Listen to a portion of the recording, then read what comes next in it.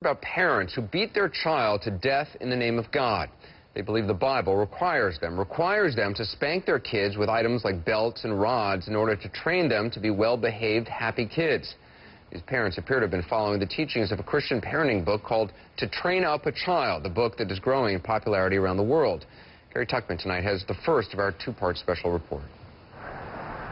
The small town of Paradise, California, where these children lived with their parents in a fundamentalist Christian home. For the 9 children, life in paradise was anything but. We cover up 8 of their faces because they are the survivors. Survivors of a violent form of discipline practiced by their parents, Kevin and Elizabeth Schatz. The one face not covered is their 7-year-old adopted daughter, Lydia. She was killed by her parents. Mike Ramsey is the district attorney of Butte County in Northern California. We've heard of, the phrase death by 1,000 lashes. That's basically what this was. This is where the family used to live. The children's sandbox is still here. So is their slide and their treehouse. But the surviving children are now in foster homes, and the parents are in prison. Violated Section 273A, parentheses B of the... They've pleaded guilty to killing Lydia and seriously injuring her 11-year-old sister, Zariah, who almost died. Authorities say Kevin and Elizabeth Schatz beat their children regularly because they believed God wanted them to. The district attorney says the Schatz believed to spare the rod will spoil the child, and if you can train your horse and you can train your dog, you can train your children.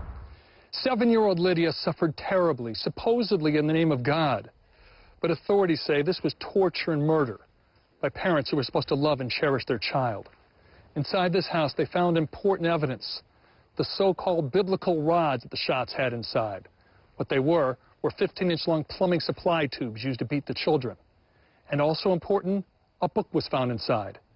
A book that appeared to light the fuse to the deadly brutality. The book is called To Train Up a Child.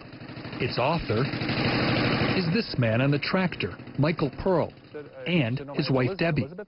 They consider themselves observant Christians who run an organization called No Greater Joy Ministries from their Tennessee farm. Well, I'm a preacher, minister of the gospel. Their book and others they've written stacked in a warehouse on their farm. All of them guided, they say, by the teachings in the Bible. And it says that if you spare the rod, you hate your child.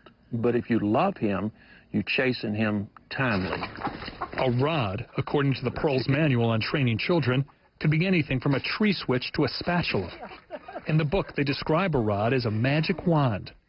God would not have commanded parents to use the rod if it were not good for the child. The Pearls say parents should stay in control and not act in extreme. But they also declare any spanking to effectively reinforce instruction must cause pain. Let's say a 7-year-old slugs his sister. A 7-year-old would get 10 or 15 licks, and it would be a formal thing. In other words, you maintain your patient air. You explain to him that what he's done is violent and that that's not acceptable in society and it's not acceptable in our home. Then I would take him somewhere like into his bedroom, and I would tell him I'm going to give him 15 licks. With what?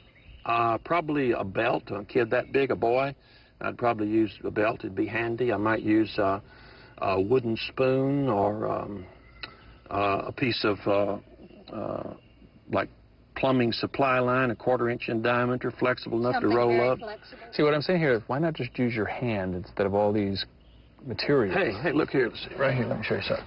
Does that hurt? Doesn't feel good. But look what it's doing. Look what it's doing to your whole body. See your hip?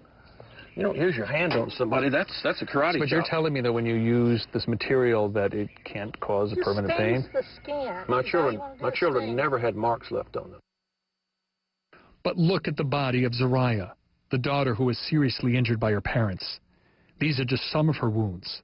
Other wounds and bruises on her body and on the body of her sister Lydia, who died, are far too graphic for us to show. Lydia was so severely beaten she died of a condition usually associated with earthquakes and bombings. What do you think influenced the Schatzes to beat, terrorize, and torment their children like that? The book by Mr. Pearl. There's no doubt about that. Lydia was beaten for 7 continuous hours, interrupted by short prayer breaks on the day she died. The sound of the police siren was recorded by a Paradise police officer racing to the house. When he arrived, he tried to save Lydia with CPR, with both of the parents present. She's swallowed a lot of vomit. Figure out what's going on. She was like really tired, and her vision was blurry. Come on, baby. And listen later in the day to the seriously injured Zariah. I believe it's just on the arms and the back. On my bottom and on my back last night, and underneath my feet. Underneath your feet? Sorry, I'd like to take you to the hospital. Okay? I probably need to bring a pot because I might throw up again. At the sentencing hearing, 11-year-old Zariah, who was still recovering from her serious injuries, had the courage to address her parents in open court about her deceased sister. She said, "Why did you adopt her? To kill her?" It's a heartbreaking story. Kevin pleaded guilty to murder and torture and will be in jail for at least 22 years, and Elizabeth for at least 12. Do you think if the Schatzes did not read the Proles book, there'd be a good chance that Lydia is still alive? I would think that there would be. We reviewed the case, and we tried to find out what had happened to see if there was going to be any blame pointed at us. And so we looked into it.